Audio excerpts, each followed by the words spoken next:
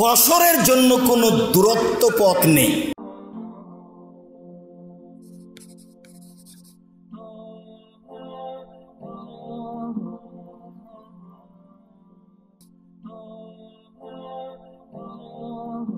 সম্মানিত মসজিদের মুসল্লি, প্রশংসা আল্লাহর জন্য, শান্তি অবতীর্ণ হোক আল্লাহ রাসূলের উপর সাল্লাল্লাহু আলাইহি ওয়াসাল্লাম। আপনাদের অবগতিতে রয়েছে আমরা 2020 সালের করোনা ভাইরাসকে লক্ষ্য করে ধারাবাহিকভাবে আলোচনা করে আসছিলাম। আলোচনার প্রারম্ভের দিকে বলেছিলাম করোনা ভাইরাস কি মহামারী?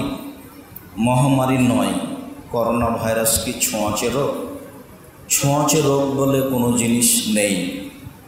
তাহলে করোনা ভাইরাস কি কোনো বিপদ? তা হতে পারে। যদি হয় তাহলে তাতে থেকে বাঁচার কি পথ? তাতে বলা হয়েছিল ক্ষমা চাইতে হবে আল্লাহর নিকটে, জিকির আজকার করতে হবে আল্লাহকে সন্তুষ্ট করার জন্য, দান খায়রাত করতে হবে বিপদ থেকে বাঁচার জন্য, আর সালাত আদায় করতে হবে। সালাতের আলোচনায় আমরা নফল সালাতের আলোচনা রেখেছিলাম, ফরজ সালাতের আলোচনা রেখেছিলাম।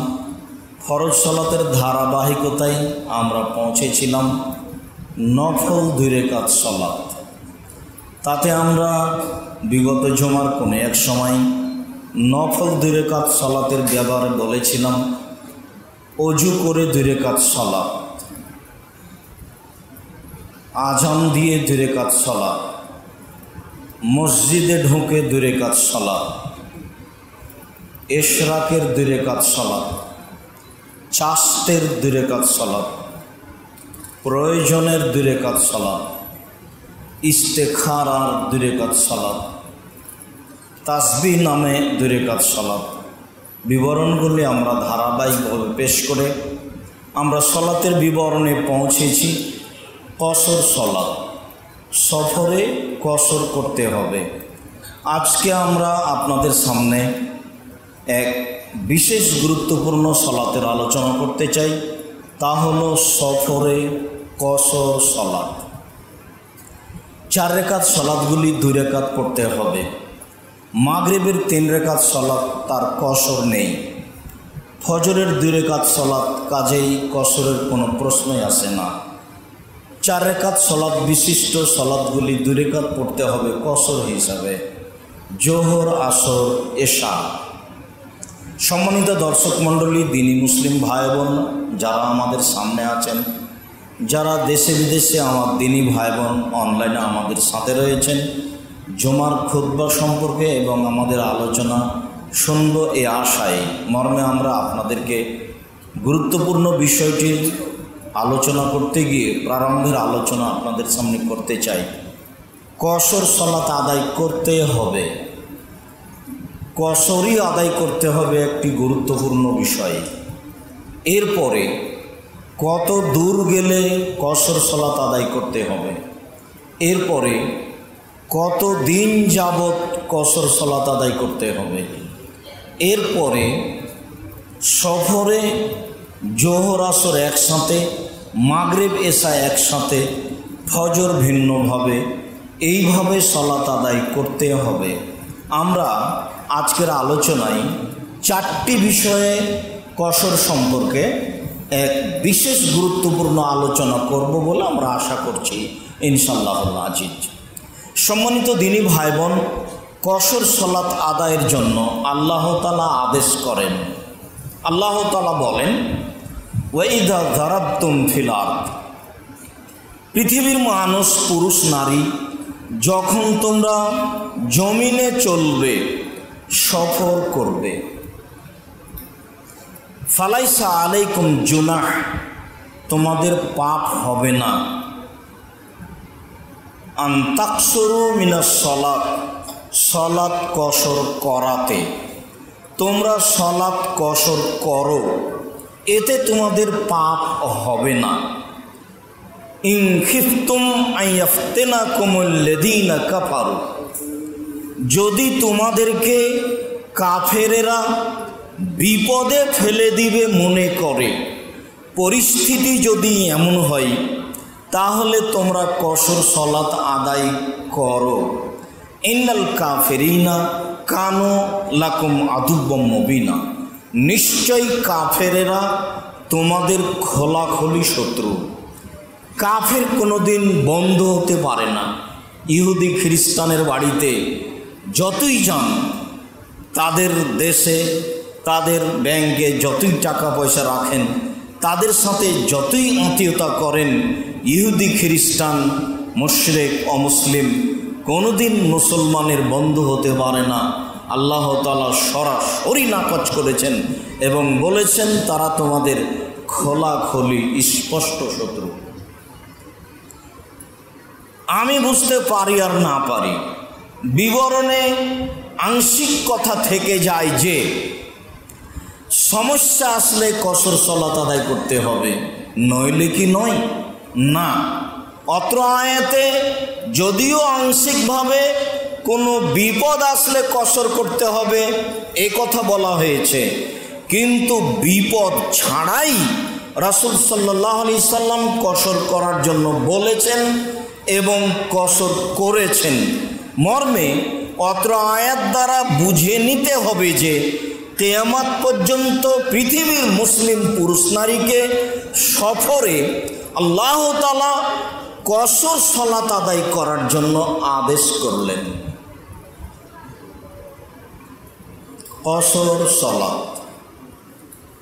আয়েশা রাদিয়াল্লাহু তাআলা আনহা বলেন,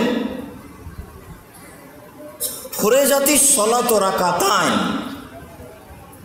ফাউকিররাত ফি সাফারে ওয়া উতিম্মাত ফিল আজারে। সালাত মূলত 2 রাকাতই ফরজ করা হয়েছে। সালাত মূলত 2 রাকাত, সফরে তা বহাল থেকেছে, আর বাড়িতে আরো 2 রাকাত বেশি করে পূর্ণ করা হয়েছে। তাহলে মূলত সালাত হলো 2 রাকাত। কোনো কোনো সময়ে আরো 2 রাকাত বেশি করা হয়েছে, যা বাড়িতে, আরো 1 রাকাত বেশি করা হয়েছে যা বাড়িতে, তবে সফরে 2 রাকাতই বহাল রাখা হয়েছে। আয়েশা রাদিয়াল্লাহু তাআলা আনহার বিবরণে বোঝা যায় যে কসরই করতে হবে সফরে, পুরুষ নারী সবাকেই। আয়েশা রাদিয়াল্লাহু তাআলা আনহা বলেন, ফারাজ রাসূলুল্লাহ সাল্লাল্লাহু আলাইহি সাল্লাম রাকাতাইনে ফিল হাদারে। রাসূল সাল্লাল্লাহু আলাইহি সাল্লাম প্রথমত 2 রাকাত সালাত ফরজ করেন, সুম্মা হাজারা, তারপরে তিনি মক্কা থেকে মদিনায় হিজরত করেন। যখন তিনি মদিনায় হিজরত করলেন তখন ফারাজা আরবান 2 হয়ে গেল 4। আল্লাহ তাআলা বাড়িতে 4 রাকাত ফরজ করে দিলেন। রাকাতাইনে অতরেকাতিল ফরিজাত আল উলা। আর সফরের সালাতটি পূর্বে যেভাবে ফরজ করা হয়েছিল সেভাবেই বহাল রাখা হলো। তার মানে পূর্বে সালাত ফরজ করা হয়েছিল 2 রাকাত, সফরে তা বহাল থাকলো, আর বাড়িতে আরো 2 বেশি হয়ে 4 হয়ে গেল, আরো 1 বেশি হয়ে 3 হয়ে গেল। বিবরণে বোঝা যায় যে সফরে 2 রাকাতই সালাত আদায় করতে হবে।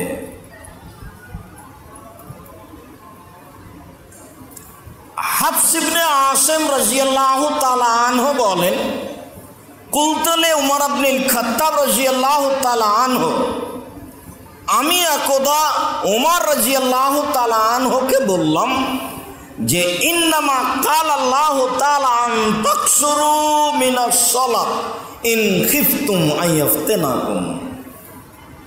আল্লাহ বলছেন যে তোমরা সালাত কসর করো যখন তোমাদের আশঙ্কা হবে যে কাফেররা তোমাদেরকে বিপদে ফেলে দিবে। তখন তোমরা কসর সালাত আদায় করো।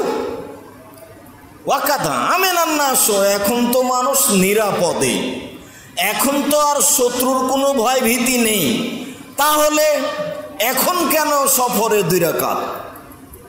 উমর রাদিয়াল্লাহু তাআলা আনহু বলেন, আজিবতু মিম্মা আজিবতা মিনহু, আরে তুমি আশ্চর্য হয়েছ যাতে আমিও আশ্চর্য হয়েছিলাম তাতে।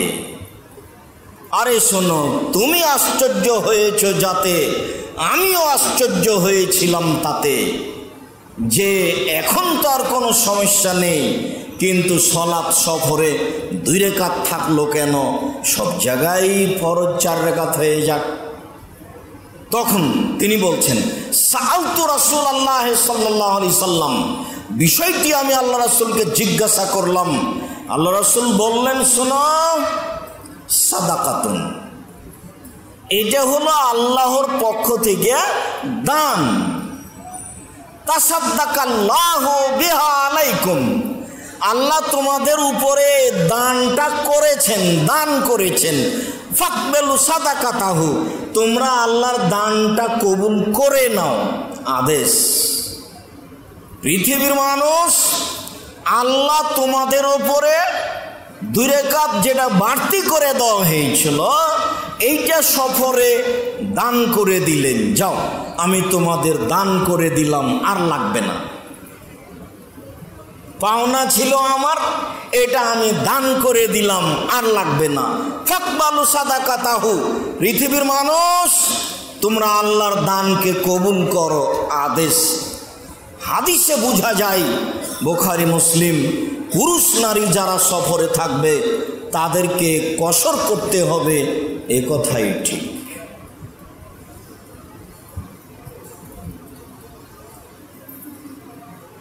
হারিস ইবনে ওয়াহাব রাদিয়াল্লাহু আল খুজাই রাদিয়াল্লাহু তাআলা আনহু বলেন, সাহেব তো ইবনে উমারা ফি তারিকে মক্কা, আমি একদা ইবনে উমারের সাথে ছিলাম মক্কার রাস্তায়। আমরা মক্কা যাচ্ছিলাম, হয়তোবা মদিনা থেকে যাচ্ছিলেন, তা আমরা আব্দুল্লাহ ইবনে উমারের সাথে ছিলাম। ফাসাল্লা বিনা যোহরা রাকাতাইন, তিনি আমাদেরকে জোহরের 2 রাকাত সালাত আদায় করালেন। ফাজ্জারাহু, তারপর তিনি তার বাহনের কাছে আসলেন। ওয়াজালাসা, বাহনের উপরে এসে বসলেন। ওয়ারানাসান কিয়ামান, তারপর কিছু মানুষকে দেখলেন যে তারা সুন্নাত পড়ছে। ফাকালা, তিনি বললেন, মায়াসনাউ হাউলাই, এই লোকগুলি কি করে, এরা কেমন সালাত আদায় করছে? কুলতো, আমি বললাম, ইসাব্বিহুনা, তারা সুন্নাত পড়ছে।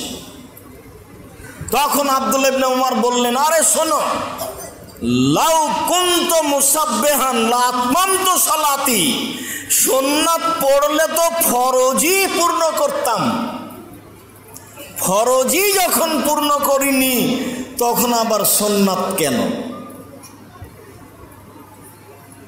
আরে সুন্নাত পড়লে তো ফরজই পূর্ণ করতাম, যখন ফরজ পড়িনি তখন সুন্নাত আবার কেন? সুন্নাত পড়া লাগবে না, তবে বিতর সফরেও পড়তে হবে। শেষের বিবরণে একটু আসবে, যার বিস্তারিত বিবরণ চলে গেছে, আপনি নিজেও দেখতে পারেন অনলাইন আল ইতিসাম টিভি জামিয়া সালাফের পক্ষ থেকে। বলছিলাম, তারপরে তিনি বলেন, শোনো, মায়াজিদু রাসূলুল্লাহ সাল্লাল্লাহু আলাইহি সাল্লাম আলা রাকাতাইনে, আল্লাহর নবী সফরে কোনোদিন 2 রাকাত সালাতের বেশি কিছু পড়েননি, সুন্নাত পড়েননি। 2 রাকাত ছেড়ে 4 রাকাত পড়েননি। যদিচ হাজারো মাঝহাবি মানুষ, তারা সফরে হোক আর বাড়িতে হোক 4 রাকাত পড়বেই, আবার সময়ে পড়বে। যারা দিনী ভাই বোন সামনে মসজিদে আছেন, পৃথিবীর বিভিন্ন প্রান্ত থেকে অনলাইনে আমাদের সাথে আছেন, এবং ভবিষ্যতেও যারা জামিয়া সালাফিয়ার পক্ষ থেকে অনলাইন আল ইতিসাম টিভির মাধ্যমে এই বক্তব্যটি বারবার অবগত হবেন তাদেরকে আমরা অনুরোধ জানাচ্ছি, বরং বলতে চাচ্ছি সারা দুনিয়ার দিনী মুসলিম ভাই বোন, বলতে গেলে বাঙালি ভাই বোন, আমরা আমাদের বিবরণগুলি আন্তরিকভাবে বারবার পড়ার জন্য, দেখার জন্য, শোনার জন্য জোরালোভাবে অনুরোধ জানাচ্ছি, আপনি মূল্যায়ন করার চেষ্টা করবেন।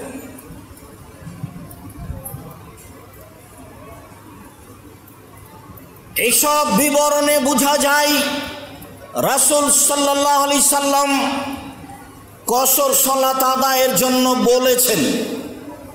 এরপরে তিনি বলছেন ওয়া আবু বকরিন ওয়া উমর ওয়া উসমানা কাযালিকা, আবু বকর রাদিয়াল্লাহু তাআলা আনহু সফরে কসর করেছেন, উমর রাদিয়াল্লাহু তাআলা আনহু সফরে কসর করেছেন,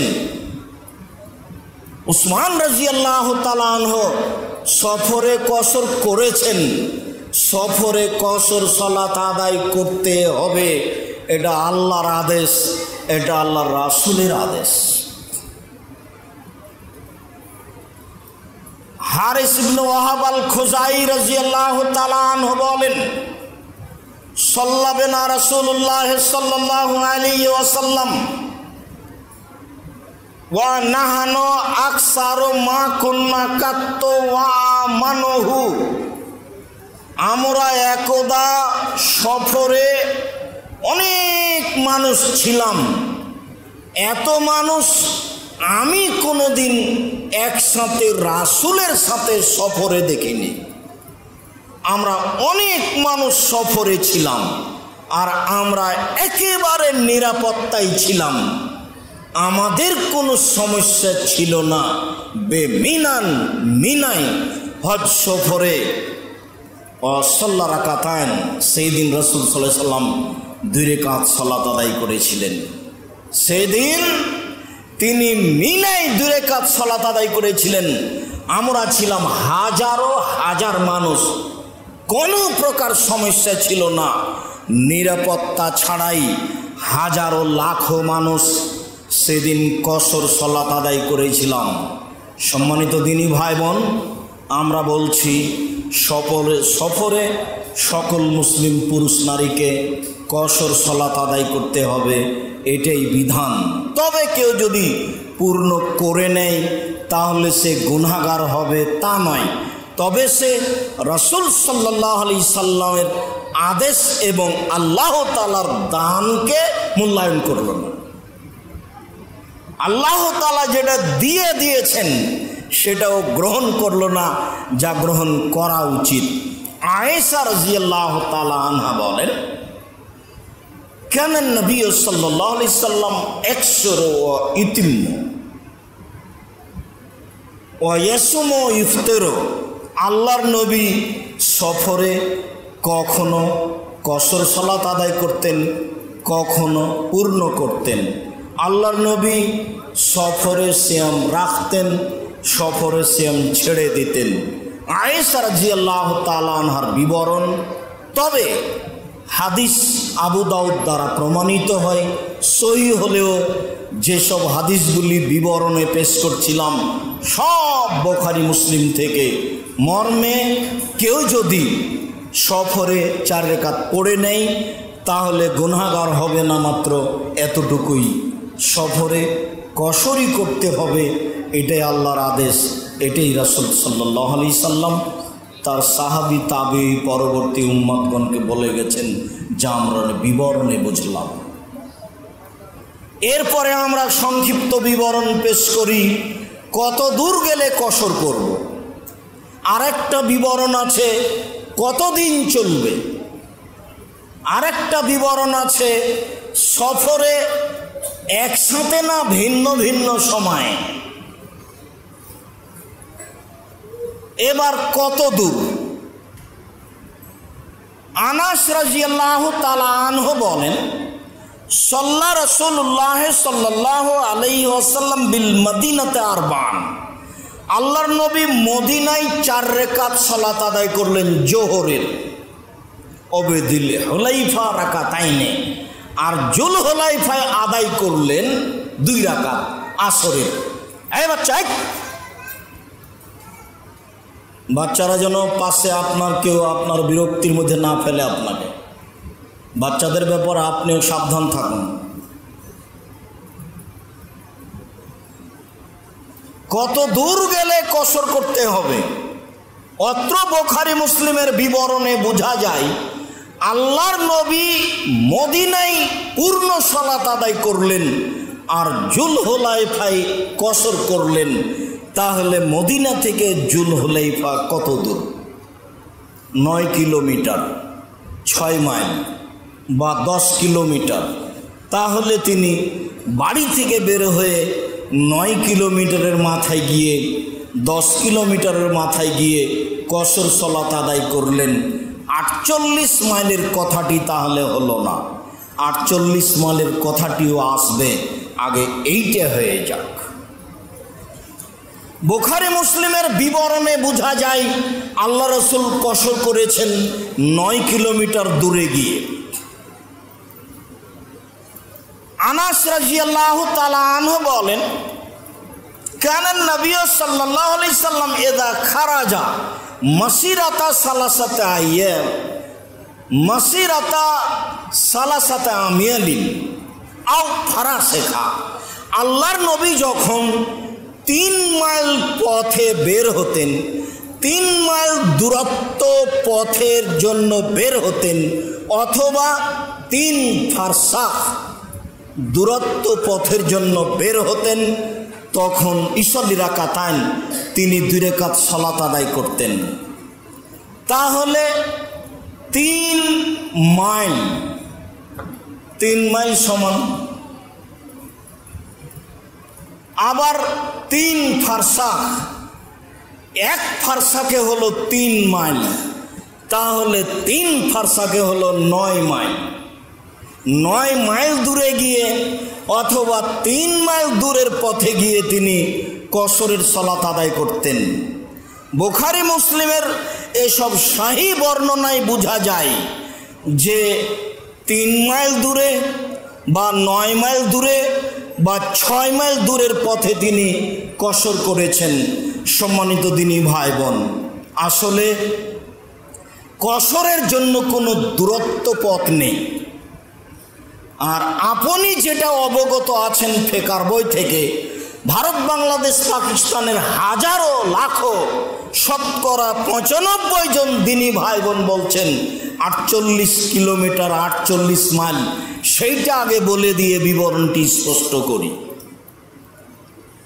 ইবনে আব্বাস রাদিয়াল্লাহু তাআলা আনহু বলেন, রাসূল সাল্লাল্লাহু আলাইহি সাল্লাম বলেছেন, লা তাকসুরুস সালাতা ফি আকাল্লা মিন আরবাতে বরদিন মিন মক্কা ইলা উসফানা। শোনো, তোমরা মক্কা থেকে উসফান পর্যন্ত এই পথ 4 বরদ পথের কমে কসর করো না। 4 বরদ পথের কমে কসর করো না।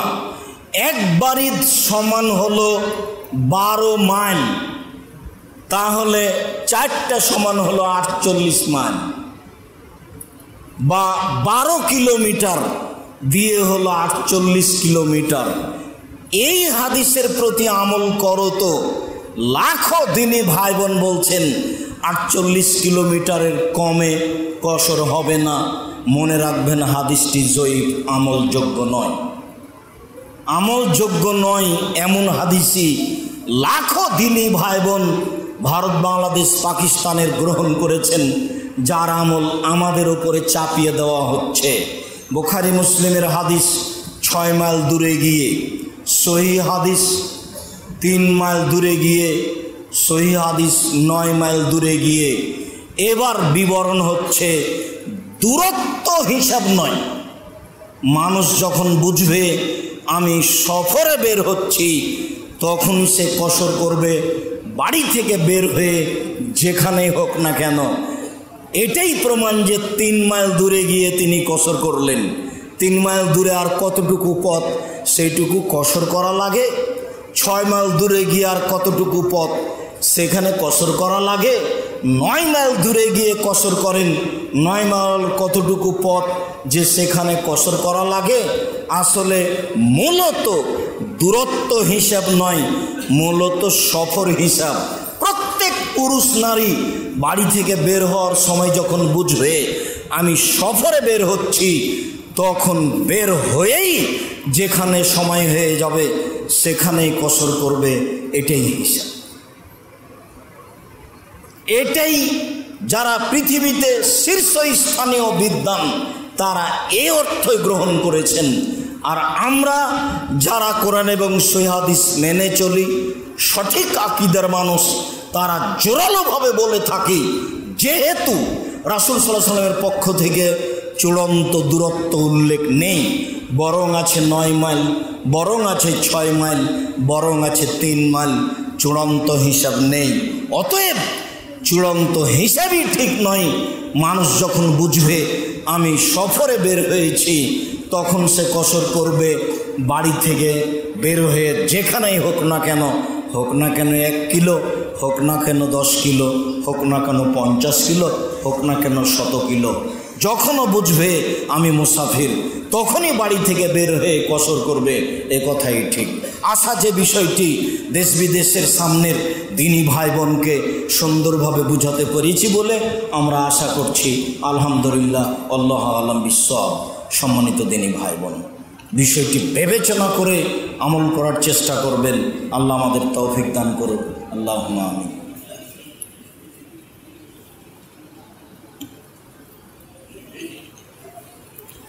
আলহামদুলিল্লাহ ওয়াহদা ওয়াসসালাতু ওয়াসসালামু আলা মান লা নাবিয়্যা বাদা। আমাদের আলোচনার 2 অংশ হয়েছে, কসর করতে হবে, আর একটা অংশ হয়েছে কখন আমি মুসাফির, কত কিলো গেলে মুসাফির, মানে সফর মনে করলেই মুসাফির। এটা আমরা বুঝেছি।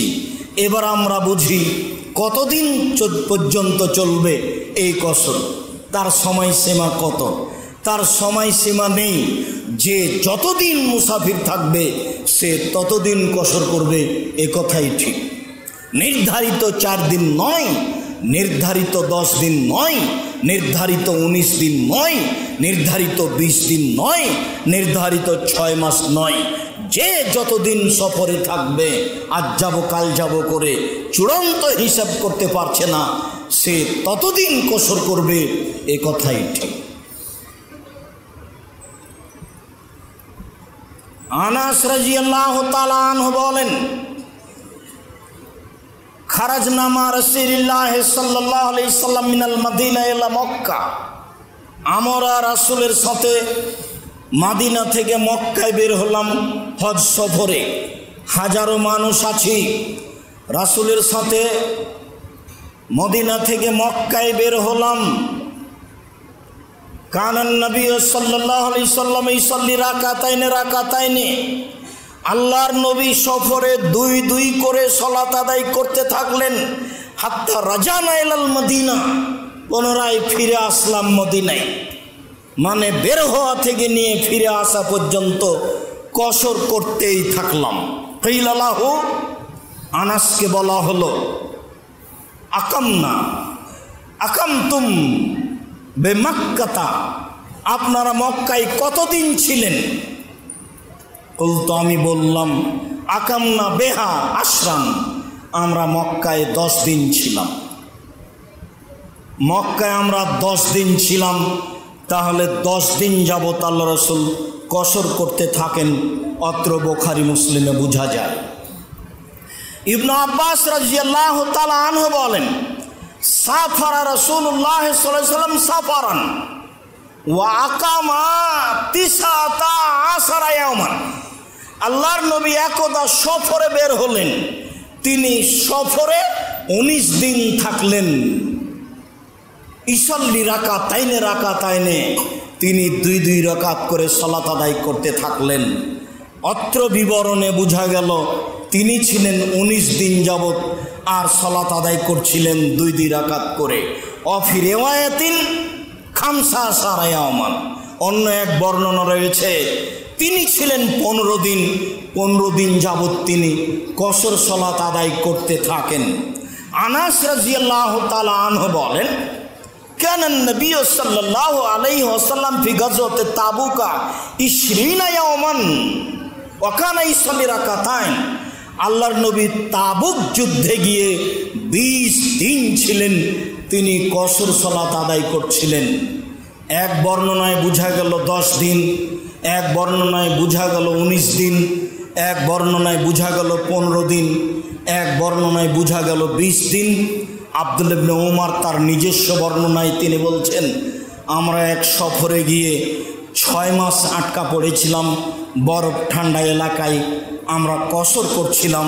হাদিস সহিহ। এক বর্ণনায় বোঝা গেল 6 মাস, তাহলে কতদিন, সেটা কতদিন কসর চলবে? সম্মানিত দিনী ভাই বোন, বিবরণে 4 দিনের কথা ঠিক নয়, 4 দিনের কথাই নেই যে 4 দিন যদি নিশ্চিত হয়ে যায় তাহলে পূর্ণ করতে হবে, এই কথাই হাদিসে উল্লেখ হয়নি। সহিহ হাদিসে যা উল্লেখ হয়েছে তা হয়েছে 10 দিন, তা উল্লেখ হয়েছে 15 দিন, তা উল্লেখ হয়েছে 19 দিন, তা উল্লেখ হয়েছে 20 দিন, তা উল্লেখ হয়েছে 6 দিন, 6 মাস। তাহলে কত দিন? 6 মাস কি কম? 20 দিন কি কম? 15 দিন কি কম? 19 দিন কি কম? 4 দিন কোথায়? অতএব 4 দিন থাকলেই পূর্ণ সালাত আদায় করতে হবে, এ কথা একেবারেই ঠিক নয়। পৃথিবীর পুরুষ নারী সফরে বের হয়ে যত দিন থাকবে ততদিন কসর করবে, এ কথাই ঠিক। এ হাদিসের বিবরণগুলি এটাই প্রমাণ করে, যা আব্দুল্লাহ ইবনে ওমরের আমল থেকে বোঝা যায় তারা 6 মাস যাবৎ কসর করতে থাকেন। সম্মানিত দিনী ভাই বোন, আমরা তৃতীয় বিবরণে বুঝলাম যে কসর কতদিন চলবে, যতদিন সফরে থাকবে কসর ততদিন চলবে। এবার বুঝি সফরের সালাত জোহর আসর একসাথে, সফরের সালাত মাগরিব এশা একসাথে, সফরের সালাত ফজর একাই, ফজর কারো সাথে নয়। আব্দুল্লাহ ইবনে আব্বাস রাদিয়াল্লাহু তাআলা আনহু বলেন, ইয়াজমুন নবী সাল্লাল্লাহু আলাইহি সাল্লাম বাইনা যুহর ওয়াল আসর ইযা কানা আলা যাহর সাইরিন। যখন আল্লাহ রাসূল সফরে চলতেন তখন তিনি জোহর আসরকে একসাথে পড়তেন। ওয়া জামা বাইনাল মাগরিব ওয়াল ইশা, আর মাগরিব এশাকে তিনি একসাথে পড়তেন। সম্মানিত দিনী ভাই বোন, হাদিস বুখারী মুসলিম। রাসূল সাল্লাল্লাহু আলাইহি সাল্লাম যখন সফরে চলতেন তখন তিনি জোহর আসরকে একসাথে পড়তেন, তখন তিনি মাগরিব এশাকে একসাথে পড়তেন। ফজরের কোনো সাথ নেই, ভালোভাবে মনে থাকে যেন বুখারী মুসলিমের হাদিস।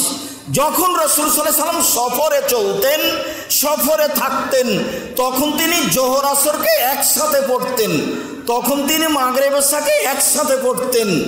ফজর ভিন্ন, ফজরের সাথে কোনো সাথ নেই। হাদিস বুখারী মুসলিম। মুআয ইবনে জাবাল রাদিয়াল্লাহু তাআলা আনহু বলেন, কানান নবী সাল্লাল্লাহু আলাইহি সাল্লাম ফি গাজওয়াতি তাবুকা। রাসূল সাল্লাল্লাহু আলাইহি সাল্লাম তাবুকের যুদ্ধে ছিলেন, তার বিবরণ।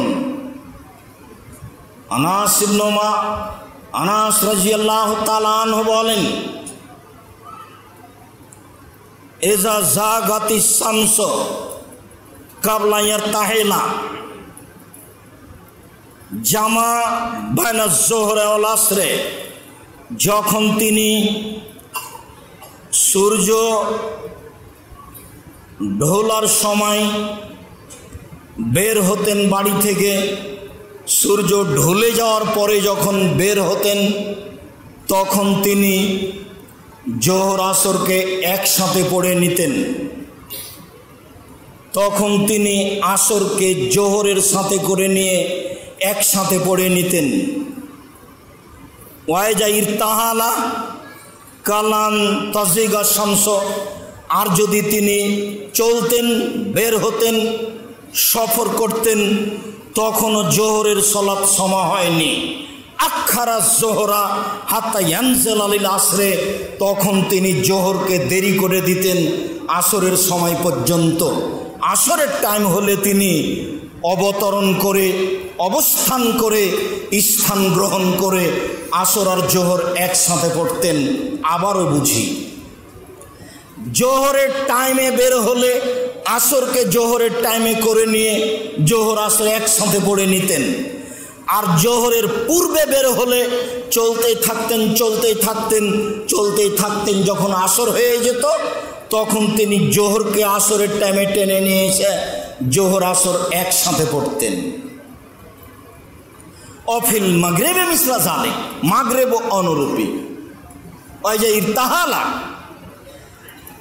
কাবলান তাগরিবা শামস, যদি তিনি বের হতেন, ওই যে ইরতাহালা বাদান গাবাতি শামস, যদি তিনি যাত্রা আরম্ভ করতেন সূর্য ডুবার পরে, তাহলে জামা বাইনাল মাগরিবে ওয়াল ইশায়ে, এশাকে টেনে নিয়ে এসে মাগরিবের সময়ে একসাথে পড়ে নিতেন।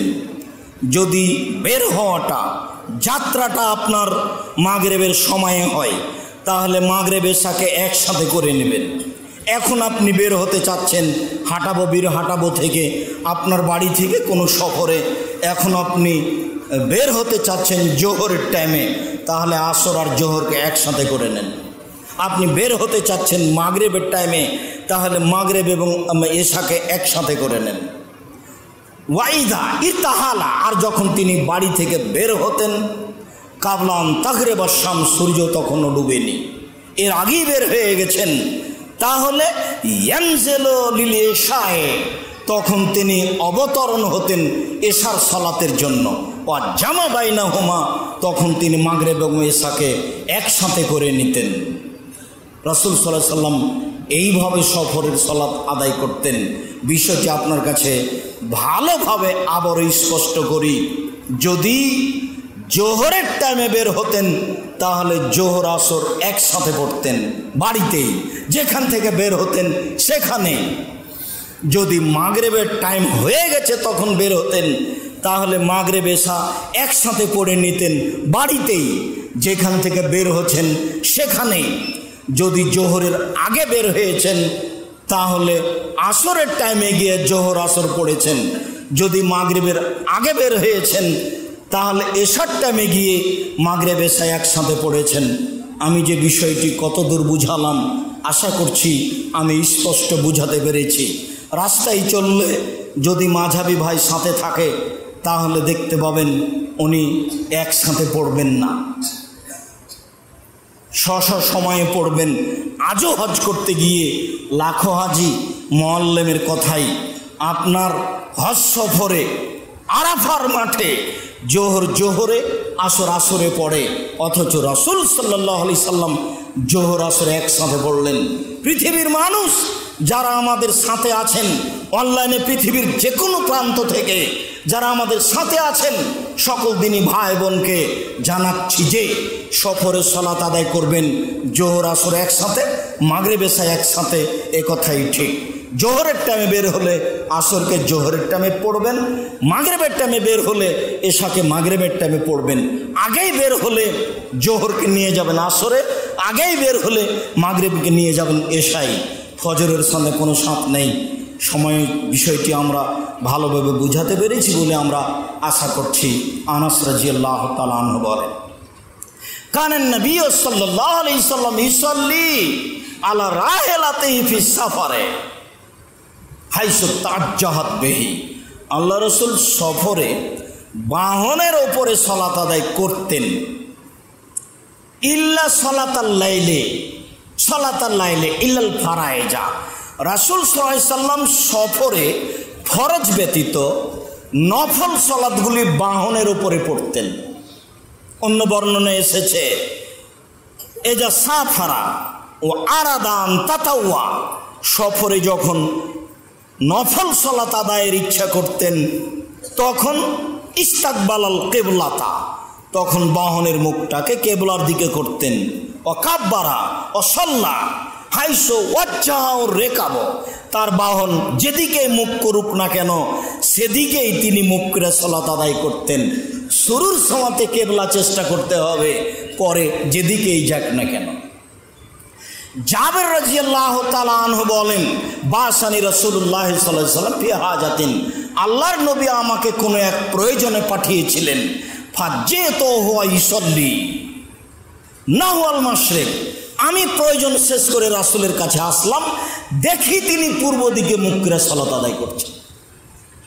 মানে শুরুটা ছিল কিবলার দিকে, কিন্তু শেষ যখন হচ্ছে, চলছে যখন, দেখি তিনি তার পূর্ব দিকে মুখ করে সালাত আদায় করছেন। দেখলাম অসজুদা আকফাজা মিনার রুকুয়ে, সিজদাতে বেশি ঝুঁকে যাচ্ছেন রুকুর চেয়ে।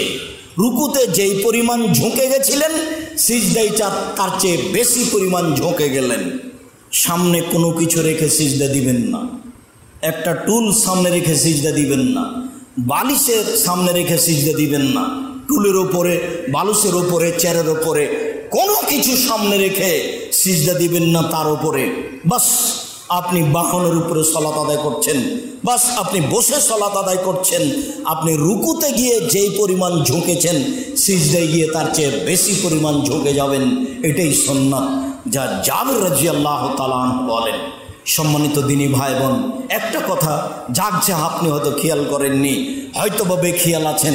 আব্দুর রাজ্জাক সাহেব একটু আগে বললেন সুন্নাত পড়া লাগবে না, এখন যে বলছেন নফল সালাত সুন্নাত পড়ার কথা বলছেন, তাহলে কেমন হয়ে গেল? তখন কথাটা এসেছিল, আব্দুল্লাহ ইবনে ওমর বললেন, আরে ফরজই তো কমিয়ে দেওয়া হয়েছে, আবার সুন্নাত কেন? তো এখন যে সুন্নাত নফলের কথা বলছেন, এইটা আবার কেমন? এইটা হলো তাহাজ্জুদ, সালাতুল লাইলে। এই বর্ণনা এসেছে সালাতুল লাইলে তাহাজ্জুদ। ওয়া ইউতর আলা রাহিলাতিহি, আল্লাহর নবী বিতর পড়তেন বাহনের উপরে। সম্মানিত দিনী ভাই বোন, তাহাজ্জুদ সফরে পড়তে পারেন, পড়াই ভালো।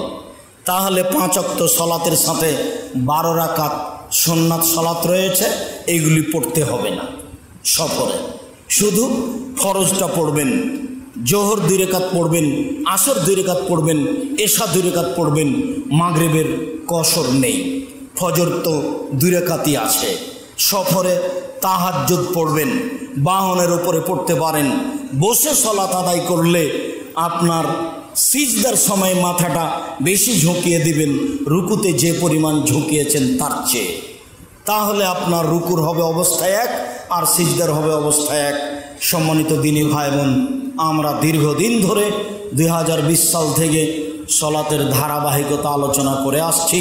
আমাদের এই আলোচনা চলবে ইনশাআল্লাহ জানাজা পর্যন্ত। ধারাবাহিকভাবে আমরা সলাতের উপরে আলোচনা আপনাদের সামনে পেশ করব ইনশাআল্লাহ। আজকে আমরা বিবরণ পেশ করছিলাম কসর সলাত। কসর সলাতে যা কিছু বলেছি আপনার স্মরণ থাকবে বলে আশা করছি। সম্মানিত দিনী ভাই বোন, আমরা আমাদের আল্লাহর একটা নিয়ামতের কথা আপনাকে যখন তখন স্মরণ করাই। আমি যেটা বলেছি আল্লাহর ওপরে ভরসা করেই বলেছি। আমি সাধারণ মানুষ, খাকসার গুনাহগার, তেমন বুঝতে পারি না ভরসা কাকে বলে। বহু হাদিস, বহু আয়াত, কোরআন মাজিদের হাজারো আয়াত, শত আয়াত, বহু আয়াত প্রমাণ করে আল্লাহর ওপরে ভরসা করার কথা। রাসূল সাল্লাল্লাহু আলাইহি সাল্লামের কর্মে বোঝা যায় আল্লাহর ওপরে ভরসা করার কথা। যার কারণে উপদেশ বইয়ে একটা আলোচনায় আপনার সামনে পেশ করেছি আল্লাহ ভরসা। আল্লাহ ভরসার কথা দেখাতে গিয়ে আপনার সামনে পেশ করেছি বিশেষভাবে মুসা আলাইহিস সালামের কথা। মুসা আলাইহিস সালাম যখন পালিয়ে যাচ্ছিলেন সঙ্গী সাথী নিয়ে, তখন ফেরাউন ধাওয়া করে চলে আসলো। তাতে বাম দিকে ফেরাউন, পিছন দিকে ফেরাউন, ডানে কুলজুম সাগর, সামনে পাহাড়, বাঁচার কোনো পথ নেই, চলারও কোনো জায়গা নেই। সাহাবীগণ সঙ্গী সাথী বলেছিলেন, ইন্নাল্লাহ মুদরাকুন, আমরা বন্দি, আমরা আটকা পড়েছি। তখন মুসা আলাইহিস সালাম বলেছিলেন, কাল্লা, কখনো নহে, অসম্ভব, এটা হতে পারে না, তারা আমাদেরকে ধরতে পারে না। ইন্না মায়া রাব্বি, আমার সাথে আমার প্রতিপালক রয়েছেন, তিনি আমাকে পথ দেখাবেন। বাহ্যিকভাবে বাঁচার কোনো পথই নেই, তবুও মুসা আলাইহিস সালাম বলছেন অসম্ভব, এটা হতে পারে না, তারা আমাকে ধরতে পারে না। আপনার সামনে আল্লাহ ভরসার কথা এইটা পেশ করেছি। আপনার সামনে আল্লাহ ভরসার কথা, সারার কথা পেশ করেছি। সারার গায়ে যখন স্বৈরাচারী শাসক হাত দেওয়ার ইচ্ছা করেছিল, তখন সারা বলেছিলেন থামেন, আগে অজু হবে, 2 রাকাত সালাত হবে, তারপরে কোনো কথা। অজু করে 2 রাকাত সালাত আদায় করে সারা বললেন, আল্লাহ আমি যদি তোমাকে বিশ্বাস করে থাকি, আমি যদি তোমার নবী ইব্রাহিমকে বিশ্বাস করে থাকি, আমার জিন্দেগিতে যদি আমি কোনোদিন জেনা না করে থাকি, আমার লজ্জা স্থান অন্য কোনো পুরুষকে যদি ব্যবহার না করতে দিয়ে থাকি, আমার এই কথা যদি সত্য হয়, ফালা তুসাল্লাত আলাল কাফেরা, এই নির্জন ঘরে কাফের যেন আমার গায়ে হাত লাগাতে না পারে। তাতে আপনাকে দেখিয়েছি সারার আল্লাহ ভরসার কথা, তাতে আপনাকে দেখিয়েছি হাজেরার আল্লাহ ভরসার কথা, তাতে আপনাকে দেখিয়েছি মুসা আলাইহিস সালামের আল্লাহ ভরসার কথা, তাতে আপনাকে দেখিয়েছি মুহাম্মদ সাল্লাল্লাহু আলাইহি সাল্লাম ও আবু বকর সিদ্দিকের ওই গর্তের ভিতরে আল্লাহ ভরসার কথা। যখন আবু বকর সিদ্দিক বললেন ওরা পাহাড়ের উপর থেকে নিচের দিকে দেখলে আমাদের দেখে নেবে, তখন রাসূল সাল্লাল্লাহু আলাইহি সাল্লাম বললেন, বলেন কি আপনি কি মনে করেন না 2 জন, 3য় জন আমাদের সাথে আল্লাহ আছেন, তারা আমাদেরকে দেখে নেবে? এটা হতেই পারে না, তারা আমাদেরকে দেখতে পারে না, আল্লাহ আমাদের সাথে আছে। আপনি মনে করবেন না আমরা 2 জন, আমরা আছি মূলত 3 জন। এরই নাম আল্লাহ ভরসার কথা। 2013 সালের 24 আগস্ট রোজ মঙ্গলবার বলেছিলাম আমার হাতে টাকা নেই, একথা সত্য, এখানে প্রতিষ্ঠান করবে একথাও সত্য। আল্লাহ ভরসা না বুঝলেও যেভাবে বলি সেটুকু হালকা কম বেশ বুঝেই বলি। জানি না কতটুকু আল্লাহর উপরে ভরসা রয়েছে, তবে মনে প্রাণে চেষ্টা করি আল্লাহর উপরে ভরসা করে কাজ করা। সম্মানিত দিনী ভাই বোন, সেই কথার ভিত্তিতেই আজকে আপনাদেরকে বলছি, এই টিন সেট হলেও অনেক বড় জায়গার উপরে আপনি সালাত আদায় করছেন। ডানে বামে কিছু জায়গা আংশিকভাবে মনে হচ্ছে যে আমাদের নয়, এরপরেও অনেক জমি জায়গা আল্লাহ আমাদের ব্যবস্থা করে দিয়েছেন, আমি নিজেও বুঝতে পারি না কীভাবে হয়। 250 জন শিক্ষক শিক্ষিকা কর্মচারী রয়েছে, তাদের প্রতি মাসে বেতন লাগে 26 লক্ষ। 1 মাসের বেতন যদি আমাকে দিতে বলেন, আমি যদি মরা পর্যন্ত কাজ করি, তাহলে 1 মাসের বেতনের ব্যবস্থা করতে পারবো না। আমি মনে করি এরই নাম আল্লাহ ভরসা। আমি মনে করি 10 পয়সার ক্ষতি করি না বলেই আল্লাহ আমাদের প্রতি বিশেষ দয়া রেখেছেন। তাই আমি আপনাদেরকে বলি, দিনরাত একটু জামিয়া সালাফের জন্য দোয়া করবেন অন্তর থেকে। আল্লাহ তুমি জামিয়া সালাফিকে কবুল করো।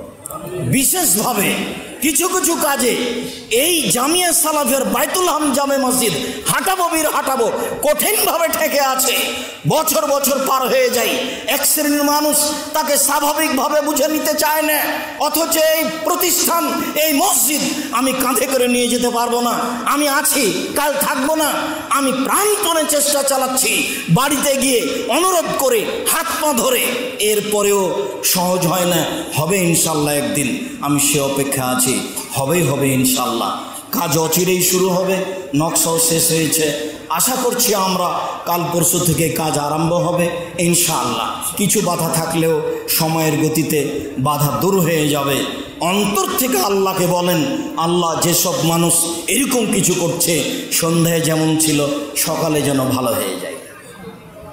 ইন্নাকা আলা কুল্লি শাইইন কাদির, তুমি সর্বশক্তিমান, তুমি সব কিছু করতে পারো, তোমার উপরে ভরসা রাখি।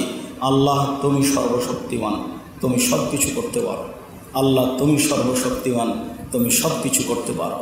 তোমার উপরে ভরসা করে বলছি, আমরা সাধারণ মানুষ, তুমি জামিয়া সালাফে হাঁটাবো, বীর হাঁটাবো, রূপগঞ্জ, নারায়ণগঞ্জ, ঢাকা তুমি কবুল করো। জামিয়া সালাফে হাঁটাবো, বীর হাঁটাবোর বাইতুল হাম জামে মসজিদ তুমি কবুল করো। আশেপাশটা ঘুরেই দেখলে আপনি অবাক হবেন মানুষ কেমন। তাদের জন্য দোয়া করতে হবে আপনাদেরকে, তাদের অন্তরটা যেন আল্লাহ পরিষ্কার করে দেয়, তাহলে সহজ হয়ে যাবে। দোয়া করেন, লায়রুদ্দুত তাকদির ইল্লা বিদুআয়ে, দোয়াই মানুষের তাকদির পরিবর্তন হয়। আপনি দোয়া করলে পরিবেশ সহজ সরল হবে ইনশাআল্লাহ, আমি আশাবাদী। আমি আপনাদেরকে বলি, যখনই আপনি আসবেন বাইতুল হাম জামে মসজিদে, জুমার দিন খালি হাতে আসবেন না, 10টা টাকা পকেটে করে নিয়ে আসবেন। 10টা টাকা কথার কথা। তাই আমি ছাত্রছাত্রীকে বলেছি, শিক্ষক শিক্ষিকে বলেছি, আপনারা কখনো ভুলে আসবেন না, তোমরা কখনো ভুলে আসবা না। 10টা টাকা পকেটে করে নিয়ে আসিও। জানি না তোমার 10টা টাকার বরকত কত বেশি। কারো কোটি টাকায় যা কাজ হবে তোমার 10 টাকায় তার চেয়ে বেশি কাজ হবে। তোমার 10 টাকার কারণে তার টাকাটা আর শেষ হবে না, তার নাম বরকত। এই জন্য সমস্ত দিনী ভাই বোনকে আমি অনুরোধ জানাই, সকল দিনী ভাই বোনকে আমি অনুরোধ জানাই, যখনই আসবেন বাইতুল হাম জামে মসজিদে জুমার সালাত আদায় করতে, তখন কেউ খালি আসবেন না। যখন কোটাটা আপনার সামনে দিয়ে পার হবে তখন যেন খালি পার না হয়। এটা আমি ছাত্রদের বলছি, এটা আমি ছাত্রীদের বলছি, এটা আমি শিক্ষকগণকে বলছি, এটা আমি শিক্ষিকাগণকে বলছি, এটা আমি দেশবাসীকে বলছি, এলাকাবাসীকে বলছি, সমস্ত সকল দিনী ভাই বোনকে আমি অনুরোধ জানাচ্ছি, আন্তরিকভাবে দোয়া করার জন্য অনুরোধ জানাচ্ছি। আল্লাহ তুমি জামিয়া সালাফিকে কবুল করো, আল্লাহ তুমি বাইতুল হাম জামে মসজিদকে কবুল করো, আল্লাহ তুমি জামিয়া সালাফের যত কাজ আছে সব কাজগুলিকে কবুল করো, আল্লাহ আমিন। জামিয়া সালাফের একটি বড় দিক হচ্ছে বই পুস্তক ছাপানো, তার একটি বড় দিক হচ্ছে মাসিক আল ইতেশাম পত্রিকা। কেউ কোনো দিন 20-30-25 টাকা দিয়ে মাসিক আল ইতেশাম পত্রিকাটা কিনতে সংকীর্ণতা বোধ করবেন না। লক্ষ লক্ষ টাকা খরচ করছেন পত্রিকার পিছনে। 12 জন মুফতি আছে দেশ বিদেশের, এই মানে এতগুলো নগদ মুফতি দিয়ে এই দেশে কোনো বাংলা ভাষায় পত্রিকা নেই। এই সাহস কেউ করতে পারবে না যে 12 জন মুফতি দিয়ে আমি পত্রিকা বের করি।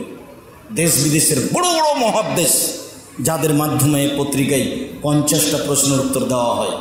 আরও যতগুলি বই আছে সমস্ত বইগুলি সংগ্রহ করবেন, বিশেষভাবে মাসিক আল ইতেশাম পত্রিকা সংগ্রহ করবেন। সম্মানিত দিনী ভাই বোন, আমি আপনাদেরকে অনুরোধ জানাচ্ছি, আজকে যে সফরের সালাতের আলোচনা করলাম, যেভাবে আলোচনা করলাম সেভাবে জীবনে বাস্তবায়ন করার জন্য চেষ্টা করবেন। আমি অনুরোধ জানাচ্ছি জামিয়া সালাফিয়ার জন্য আন্তরিকভাবে দোয়া করবেন। একটু মুখে বলবেন আল্লাহ তুমি জামিয়া সালাফিকে কবুল করো। জামিয়া সালাফের সার্বিক কাজ, জামিয়া সালাফের বাইতুল হাম জামে মসজিদ, জামিয়া সালাফের অনলাইন আল ইতেশাম টিভির কথা, জামিয়া সালাফের একটি বড় শাখা দাওয়া ইলাল্লাহ, জামিয়া সালাফের পক্ষ থেকে বই পুস্তক ছাপানো, সব কাজগুলিকে যেন আল্লাহ কবুল করেন, এ ব্যাপারে একটু প্রাণপণে দোয়া করবেন। জামিয়া সালাফের পক্ষ থেকে যত বই পুস্তক বের হচ্ছে, নিজে দিনী ভাই বোন সকলকে উদ্বুদ্ধ করবেন নেওয়ার জন্য। নিজে দেশ বিদেশে যত দিনী ভাই বোন আছেন সমস্ত ভাই বোনকে জামিয়া সালাফের ব্যাপারে একটু দানের হাত প্রশস্ত করার জন্য অনুরোধ জানাবেন। আমি খাকসার সাধারণ মানুষ আপনাদের জন্য দোয়া করি, আল্লাহ আপনাদের অর্থ সম্পদকে নিরাপদে রাখো, আল্লাহ আপনাদের বরকত, ব্যবসা বাণিজ্যে বরকত দান করো, আল্লাহ আপনাদের জমি জায়গায় বরকত দান করো। আল্লাহ আমাদের যারা মারা গেছে তুমি তাদের কবরের শাস্তি মাফ করো। আল্লাহ যারা আমরা অসুস্থ তুমি তাদের আরোগ্য দান করো। আল্লাহ যারা আমরা বেঁচে আছি তুমি তাদেরকে তোমার রাসূলের পদ্ধতি অনুযায়ী চলার তৌফিক দান করো। আল্লাহ তুমি আমাদের জামিয়া সালাফিকে কবুল করো। আল্লাহ তুমি জামিয়া সালাফের বাইতুল হাম জামে মসজিদ হাটাবুবির হাটা বরুগঞ্জ নারায়ণগঞ্জ থেকে কবুল করো। আল্লাহ তুমি জামিয়া সালাফের সব কাজকে কবুল করো। তোমার দরবারে জরল দাবি ও দাওয়া দোয়া রেখে আজকের জুমার খুতবা এখানে শেষ করলাম। সাল্লাল্লাহু আলাইহি